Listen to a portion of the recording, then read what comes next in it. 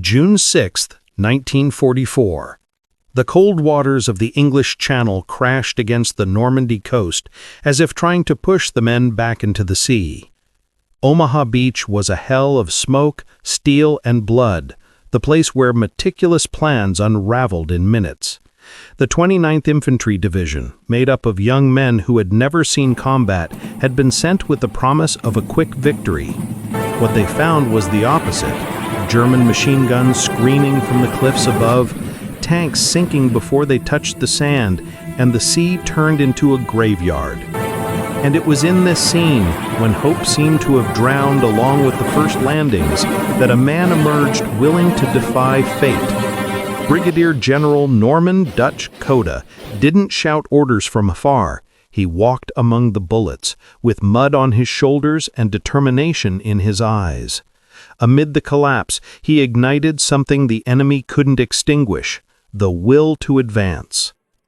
This is the story of how, on a day that began in despair, a single general transformed the deadliest beach of the war into the first step toward liberating Europe from Hitler's grip. It all began here, in Omaha, at the dawn when courage had to be stronger than fear. Aboard a landing craft, men from the 29th Infantry Division huddled like shadows. The smell of diesel and sweat poisoned the air.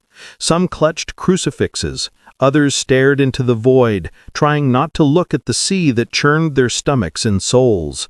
At 6:20 a.m., a sergeant shouted, "5 minutes!" But his voice was lost in the distant thunder of artillery. The deck vibrated. The world seemed to pulse to the rhythm of war. When the iron ramp dropped, the first burst of machine gun fire sliced through the air. The sound was dry, endless, a saw of invisible steel. Men fell before taking a step. The water, icy cold, turned red. Backpacks, helmets, and bodies floated together, dragged by the waves. Hell smelled of salt and gunpowder. The landing that was supposed to liberate Europe began as a massacre. The beach before them was called Omaha, more precisely Sector Dog Green, the deadliest stretch of the entire operation. Allied bombings had missed their targets. The craters were far from the German machine guns, and the amphibious tanks that were supposed to support the advance, the Sherman DDs, had sunk before reaching the sand. Of the 29, only 2 survived. All that remained were vulnerable men facing the crossfire of MG-42s, machine guns capable of firing 1,200 rounds per minute. In this absolute chaos, one man had not yet landed.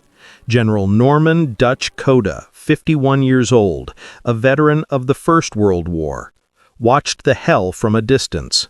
His face was firm, his eyes cold and calculating. He was the kind of leader who didn't command from behind a desk, he commanded from within the storm. Back in Portsmouth he had said, "Nothing will go as planned," and now, facing the chaos, his words were fulfilled with cruel precision. At 7:10 a.m., his landing craft approached the beach. The hull shuddered under the impact of an explosion. The coxswain hesitated, but Cota leaned forward, his gaze fixed on the burning sand in the distance. "Take us in," he ordered. "If we're going to die, it'll be on the beach, not in the sea." The ramp dropped. Smoke invaded the interior. Men stumbled over bodies. The sound of death was continuous: bursts, screams, the whistle of bullets. Cota saw dozens of soldiers huddled behind the small seawall separating the sea from the land. None of them moved. Some prayed. Others just stared, empty, waiting for the impossible. Cota stood up. He walked erect, as if fear were a luxury he couldn't afford. Bullets passed inches away. He shouted, his voice cutting through the chaos. "Gentlemen, we're being killed on the beach. We're going to die inland." A lieutenant tried to hold him. "It's suicide, sir." But the general pressed on, and upon seeing the Ranger insignia on the uniforms, he uttered the phrase that would forever mark American military history. "Rangers, if you are Rangers, then lead the way." That order, half challenge, half miracle, ignited something in the men. The fear, once frozen, began to move. Small groups crawled through craters, others pushed bodies aside for cover. Death continued, but now there was direction. Before that moment, everything seemed lost, but courage is contagious, and what Cota did in that minute would change the fate of the invasion. But to understand why that man walked erect under enemy fire, we must go back months earlier, to the heart of the war, when everything was still planning and paper. It was early 1944. Europe lay in ruins. Italy was stalled at the Gustav Line. Monte Cassino had become a tomb for Allied troops. Churchill needed a victory. Stalin pressed Roosevelt for a second front. And the American president knew if they didn't act soon, the Soviet Union would conquer half the continent alone. Since 1942, the idea of invading occupied France had been maturing, but only now were there sufficient resources, control of the Atlantic, air superiority, and unprecedented naval logistics. Thus was born Operation Overlord, the riskiest plan of World War II. But where to strike? The most logical point was Pas-de-Calais, the closest spot to England, and also the most fortified. Hitler expected them there, so the Allies created the war's greatest strategic deception, Operation Fortitude. A fake army, with inflatable tanks, wooden planes, and forged radio transmissions.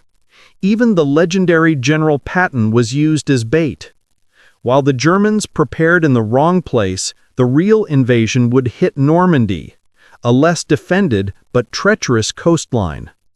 Normandy had long beaches, open fields, and direct routes to Paris. Each Allied force would have a sector, the Canadians at Juno, the British at Gold and Sword, and the Americans at Utah and Omaha. But Omaha was a natural trap. 30-meter cliffs, mines, barbed wire, and connected bunkers. There stood the fortified positions WN-71, WN-72, and WN-73, the heart of Rommel's Atlantic Wall. At 6:30 a.m., the first men of the 116th Regiment landed. In 15 minutes, 90% were dead or wounded. Bedford, a small town in Virginia, would lose 20 of its sons that day, the legendary Bedford Boys. Meanwhile, Cota's landing craft pressed forward. He didn't know it, but the fate of Omaha, and perhaps the entire war, depended on his refusal to kneel before fear. And as the tide began to turn red with blood, the indomitable general took the first step to transform the bloodiest beach of D-Day into victory. The clock ticked just past 7:30 a.m. when the chaos at Omaha reached a point even hell wouldn't dare to replicate. Waves dragged bodies, backpacks, bits of wood, and interrupted dreams. Smoke from burning diesel formed a thick fog that turned the beach into a gray nightmare without horizon. The MG-42 machine guns sang their macabre rhythm, a metallic buzz, continuous, tearing through the wind at 1,200 rounds per minute. Each shot felt like a sentence. Each explosion a reminder that death made no distinctions.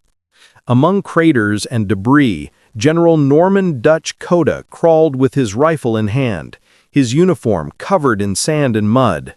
His face, hardened by war, showed no panic, only absolute focus. With each explosion, he scanned around, looking for movement, looking for leadership, but there was none. "Who's in command here?" he shouted to a wounded soldier. The man stared at him, eyes vacant, and replied, "No one, sir." That word, "no one," rang like the epitaph of an entire company. Cota understood instantly. The enemy wasn't just the German army. It was psychological collapse. Fear had seeped into the men's veins like poisonous gas. No one knew who was in charge, where they were, or even why they were still fighting. The plan had dissolved. Companies were mixed up, radios silent, tanks sunk. The general looked around and saw what few leaders dare face: an army undone by terror.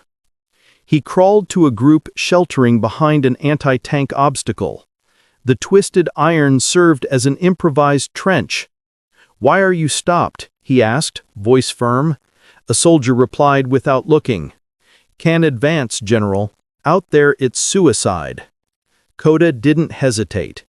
He pulled a grenade from his own belt, yanked the pin and shouted, "Then follow me. Let's see who has the guts to die trying."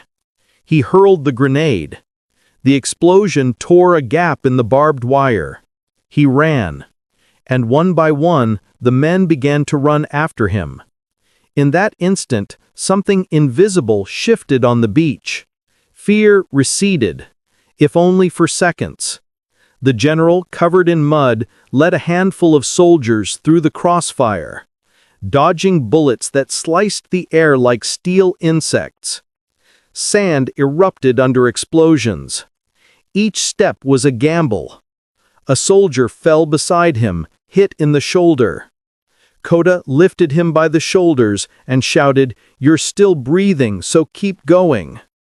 It was brutal, but it was real, and somehow it worked. Above them the cliffs spewed fire. The German bunkers, the dreaded WN-71, WN-72, and WN-73 operated like gears in a perfect extermination machine. At WN-72, housed in an old concrete hotel, 88mm cannons swept the beach with surgical precision. Soldiers called the sound of those shots the thunder of the gods. With each impact, entire boats turned to twisted metal. With each burst, more bodies were dragged out to sea. Allied radios desperately tried to re-establish contact with the fleet, but communications were dead. From the ship's perspective, Omaha seemed lost. Officers requested permission to abort the operation. Some said there was nothing left to save. But on the slopes of Vierville-sur-Mer, a small group was beginning to prove otherwise. Amid the chaos, Cota surveyed the terrain with the instinct of one who understands the logic of death. The Germans had concentrated heavy fire on the tide line, believing no one would be crazy enough to cross it, but above that strip, the slope was steep and partially blind. It was a suicidal bet, but a possible one. He found a small side path, almost invisible, used by fishermen before the war. "That's how we'll climb," he shouted. The men hesitated. "That way? Under the mortars?" He replied without blinking, "Would you rather die here?" The response came in silence, the kind that precedes an irreversible decision. Cota ordered the remaining engineers to clear a path with Bangalore torpedoes. One of them, trembling, warned, "The detonator's unstable, sir." Cota leaned in, looked the man in the eyes, and said, "Does it work or not? It should. Then find out." The explosion was sharp, brutal, and the cloud of dust that rose seemed to swallow the sky. When the smoke cleared, the general shouted, "It's open, let's go," and he began to climb. It was like scaling hell. Mud mixed with blood made the ground slippery. Bullets ricocheted off rocks. Men screamed, prayed, slipped. But they kept going, because behind them was the sea, and ahead a general who refused to stop. At the top, the first to arrive found a German pillbox. The sound of the MG-42 echoed inside the bunker like a metallic roar. An American soldier lobbed a grenade through the window. The explosion shook the cliff. When the echo faded, the silence was almost sacred. Cota entered. Inside, 2 dead Germans, the air fetid with gunpowder and sweat. He looked out to the beach below and saw something he didn't expect. Men were moving, many of them. Those still on the sand began to follow the example. Small groups emerged from cover and advanced, exploiting the gaps opened. The sight of soldiers climbing reignited hope. What had been paralysis turned to momentum. What had been panic turned to movement. On the radio, someone finally managed to transmit a short, almost inaudible message, "Omaha still holding." Cota looked up at the smoke-covered sky and murmured to himself, "Now they'll follow us." And they did. In minutes, the beach filled with men running, shouting, firing. It was no longer the planned landing. It was a fight for survival, but it was also the beginning of the turnaround. The sound of machine guns still echoed, but something had changed. For the first time since dawn, the Americans were advancing. Courage had found its ignition point, and the name of that spark was Cota. The sun began to rise over Omaha, but the light brought no comfort, only revealed the horror strewn across the sand more clearly.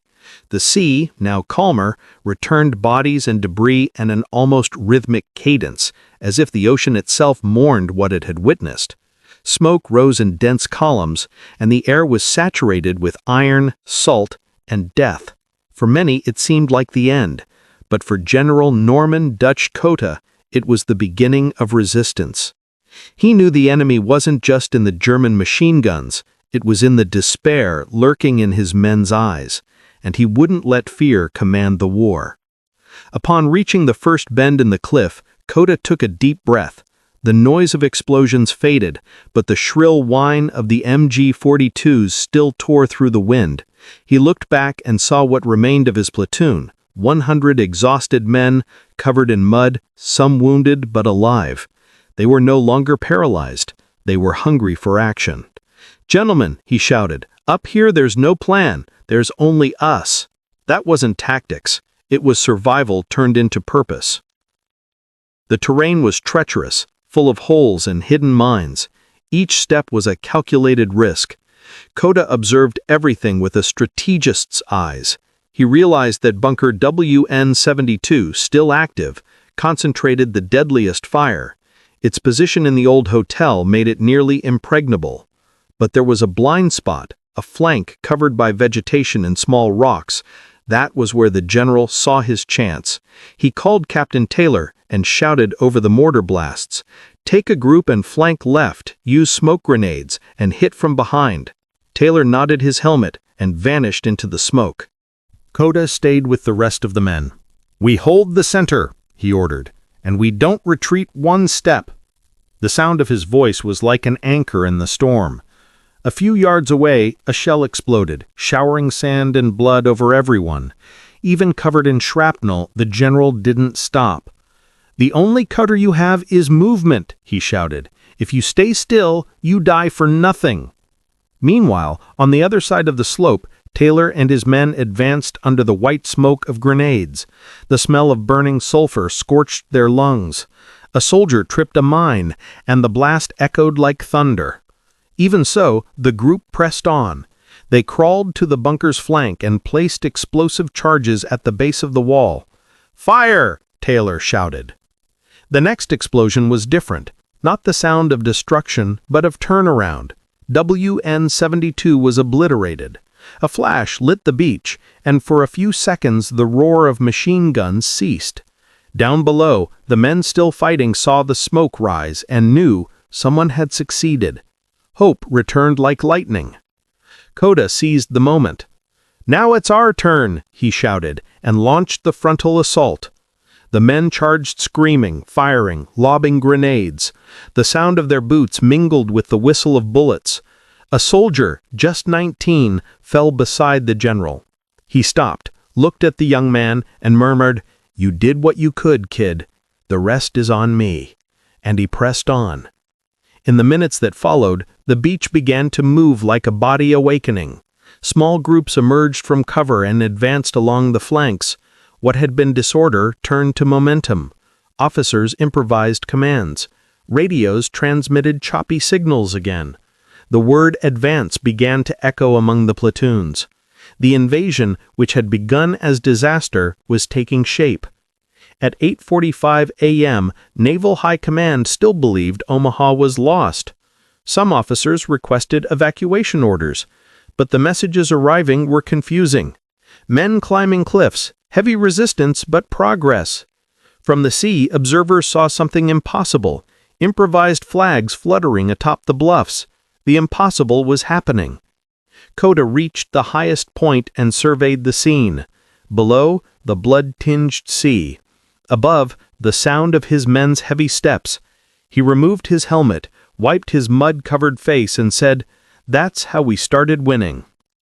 In minutes, about 600 Americans had scaled the cliffs and taken positions in Vierville-sur-Mer. Street fighting began immediately. Every house was a fortress, every corner a trap. The Rangers led the assaults, following the cry born that day and echoed for decades, "Rangers, lead the way!" The sound of machine guns diminished, replaced by sporadic shots and grenades. Resistance began to crumble. By noon, the Americans had taken Access D1, the vital link from the beach to the French interior. When reinforcements began arriving, Cota knew the operation's fate was sealed. Omaha, the field of death, was being conquered. The general, covered in soot and sweat, gathered a group of men for a quick message. "You broke the wall. Now nothing holds back freedom." The soldiers laughed, cried, embraced. Some kissed the ground. Others just stood in silence, unable to comprehend how they were still alive. As Naval Command received the first confirmations of success, Cota refused to leave the field. "As long as there's one man down there, I stay," he replied to an officer trying to convince him to withdraw. His refusal was simple, almost stubborn, but it was the essence of his character. At 4 p.m., engineers cleared full passage through D1. Trucks and tanks began unloading. The sound of engines replaced the machine guns. The beach, which had been hell that morning, now became the gateway to Europe. Cota watched the movement and smiled faintly. It was simple. No one wanted to die on the beach. That day, between 2,400 and 2,700 Americans were killed or wounded. Company A from Bedford virtually ceased to exist. But the impossible had been done. Hitler's wall was breached. The road to Paris and to the end of the war was open. And amid that hell turned to victory, the indomitable general wrote, unknowingly, the first line of one of the greatest stories of courage in World War II. The silence that followed the battle wasn't peace. It was the bitter sound of exhaustion, a silence that smelled of iron, gunpowder, and regret. The sea, which had swallowed lives that morning, now lay calm, as if nothing had happened. The sand, once golden, was stained with dried blood and burned oil. Every shell, every stone, seemed a fragment of the hell that had descended on Omaha. For many, the day had ended, but for General Norman Dutch Cota, the true weight of victory was only beginning to reveal itself. He descended to the beach again at dusk. The cold wind blew from the English Channel, lifting veils of sand over the bodies lined up at the water's edge. Each step made the ground crunch, not from the sand, but from the scattered metal, shrapnel, and memories. Cota walked slowly, looking around as if trying to comprehend the price of a miracle. Around him, men gathered the wounded, cleaned weapons, improvised crosses from scraps of wood. Some still searched for missing comrades. Others just stared at the horizon, unable to believe they were alive. That conquered beach now resembled a wall-less cemetery. The breeze carried a bittersweet odor, a mix of fuel, mud, and burned flesh. Cota stopped before the seawall, where hours earlier dozens of soldiers had huddled, petrified. Now the same wall served as an improvised trench for medics and nurses. A helmet dangled from a torn strap. The general picked it up, saw the initials etched inside, JTW, and placed it back on the ground with silent reverence. A captain approached, mud up to his knees. "General, Sector D1 is fully open. The Rangers took the last German nest. We have safe passage to Vierville." Cota nodded, emotionless. "And ours?" he asked. The captain hesitated before replying. "Over 2,000 confirmed casualties, sir. Many still missing." Cota was silent for long seconds, watching the sea. 2,000, he repeated softly, as if testing the word's weight. Then he simply said, "Keep up the work." The sun dipped to the horizon, tinting the battlefield orange. The contrast between the calm sky and the devastated ground was almost cruel. Medics worked in silence, their hands trembling from exhaustion. The sound of prayers mingled with the groans of the wounded. A soldier, lying on an improvised stretcher, grabbed the general's arm as he passed. "Sir, did we make it?" Cota leaned in, voice hoarse. "Yes, son, you made it." The young man smiled briefly and died seconds later. The general closed his eyes and took a deep breath. That wasn't victory, it was survival. Later, he met with his officers in a ruined shack near the slope. On the map spread over the table, Vierville-sur-Mer was already marked secure, but no one celebrated. "We got what we came for," a major said. "Yes," Cota replied, "but the price was paid in full." As the officers noted reports and tallied casualties, Cota stepped away, pulled out a small leather notebook, and began to write. Not reports, not numbers, thoughts. He wrote, "The true heroes are those who rose from the sand when everything seemed lost."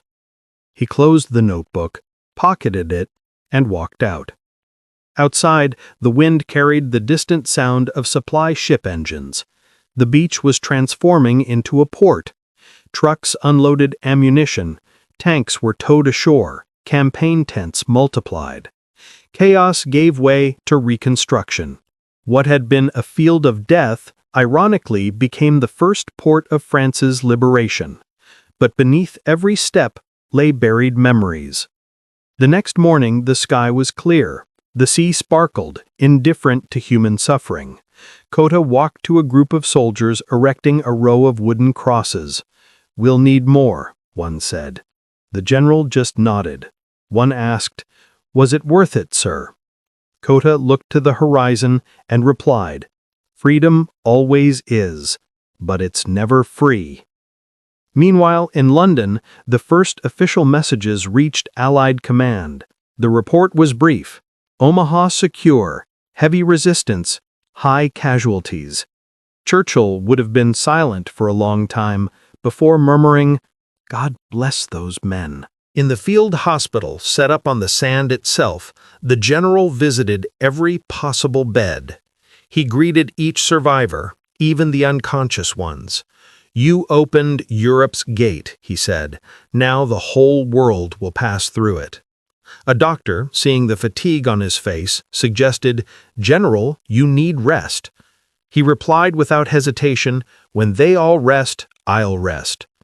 Meanwhile, journalists landed, documenting the scene. A photographer captured Cota standing before the ruins of WN-72, the bunker that had symbolized the morning's terror. Behind him fluttered an improvised American flag. When asked what he felt, he replied simply, "Relief, but not joy." The following days were devoted to expanding the beachhead. Engineers built roads, convoys multiplied, and Normandy became the logistical heart of Europe's liberation. But for those who lived through Omaha, no future victory would erase that day. In Bedford, Virginia, families began receiving telegrams. 20 young men, the Bedford boys, would never return. The small town wept in silence, and their names became a symbol of the price paid by an entire generation. Cota knew this. In his notes he wrote, "One day someone will call this a victory, but I'll call it a memory." At nightfall on June 7, he returned to the beach one last time before heading inland. The wind carried the sound of the sea and the distant echo of voices. He stood silent for long minutes, gazing at the crosses beginning to align on the sand. The war continued, but something in him had changed forever. As the sky darkened, Cota murmured to himself, "Heroes, the heroes stayed here." And then he walked away, with the slow step of one who carries the weight of the impossible. In the days following June 6, 1944, the Normandy coast transformed into a living organism, pulsing with urgency and grief. The beaches, once covered in debris and blood, were now taken over by columns of trucks, aid tents, and long lines of supplies. Victory had arrived, but its presence was bitter. The sound of waves returned to its natural rhythm, but for the survivors, each tide brought back memories that couldn't be forgotten. General Norman Dutch Cota remained in Vierville-sur-Mer for days after the landing. He refused to leave until the last man was evacuated or buried. He slept in tents, ate the same rations as the soldiers, and rejected any privilege. His uniform, stained with mud and blood, was the same one from the morning he landed. When an officer tried to replace it with a clean one, Cota replied, "This is the uniform of victory and of shame. I won't trade it for anything." In the quiet hours of pre-dawn, the general walked among the tents, watching the wounded sleep. In a leather notebook, he jotted reflections on what he had witnessed. They weren't operational reports, but confessions from a man who had seen the price of courage.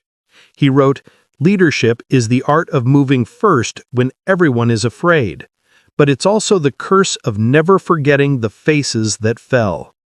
On June 9, Allied command officially confirmed the invasion's success. General Omar Bradley, responsible for the American sector, noted in his report, "The conduct of General Cota and his men was decisive for the survival of forces at Omaha. His presence turned despair into movement, and movement into victory." That phrase would be repeated in military academies for decades, a symbol of what soldiers called leadership under fire. Meanwhile, in London, Winston Churchill received the news with a mix of relief and reverence. Omaha had been hell, but also a miracle. "God bless those men," he would have said softly. Across the channel, Erwin Rommel, the architect of the Atlantic Wall, declared to his officers, "The war is lost. They achieved what should never have been possible." Indeed, post-war analyses would confirm Omaha was the most fortified beach on the entire French coast. Each position, from WN-71 to WN-73, had crossing machine guns, 88mm cannons, and interlocking mines. Statistically, the invasion should have failed. But it didn't. And the main reason wasn't tanks, planes, or bombs.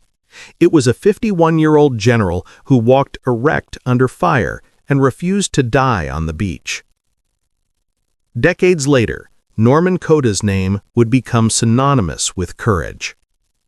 At West Point academies, his improvised tactics at Omaha would be studied as the ultimate example of instinctive leadership, not for isolated bravery, but for understanding that in chaos, the leader is the emotional axis that prevents disintegration. Cota didn't plan victory. He provoked it, and the price of that decision followed him to the end of his life. When he returned to the United States, he was received as a hero, but he rarely spoke of Omaha.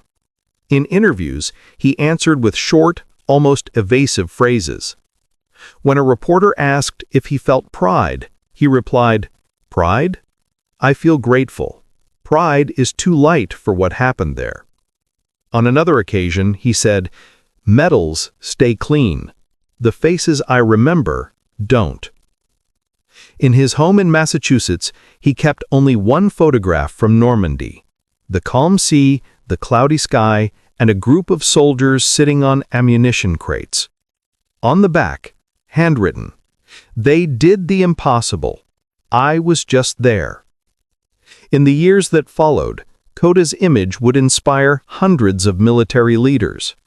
In every war, his name was recalled in lessons on courage and decision-making under fire. But for him, heroism wasn't something glorious. It was an inevitable consequence of necessity. He said, "Courage isn't the absence of fear. It's fear walking in a straight line." Normandy, in turn, became the greatest memorial to these men. Atop the bluffs of Vierville-sur-Mer stands the Normandy American Cemetery. There, 9,388 white crosses align precisely, facing west, toward America. When the wind blows between the cliffs, it seems to carry the distant echo of orders and shouts from that day. Visitors to the site describe the same sensation. The sound of the sea below seems to whisper, "Advance." Norman Cota lived until 1971. He died peacefully, surrounded by family, but never left behind the memories of Omaha. In one of his last conversations, he would have told a young officer, "We all felt fear that day. The difference is what we do with it. I just walked."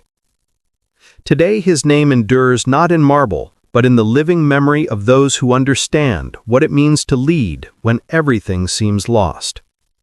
His story isn't just that of a general who turned the tide of a war, but of a man who proved that leadership is born from humanity, not heroism. The numbers remain cold. Between 2,400 and 2,700 American casualties at Omaha.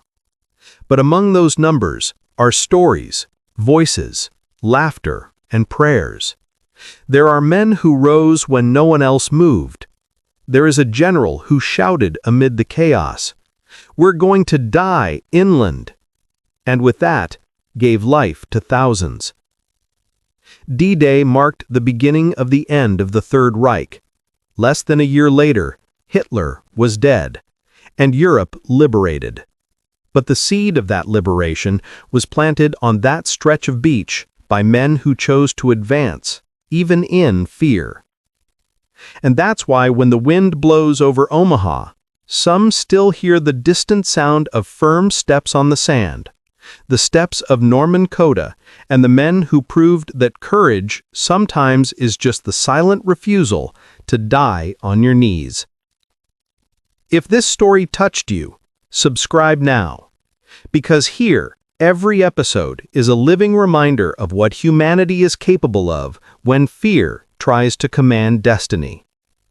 Here, we don't just tell stories, we remember why they must never be forgotten.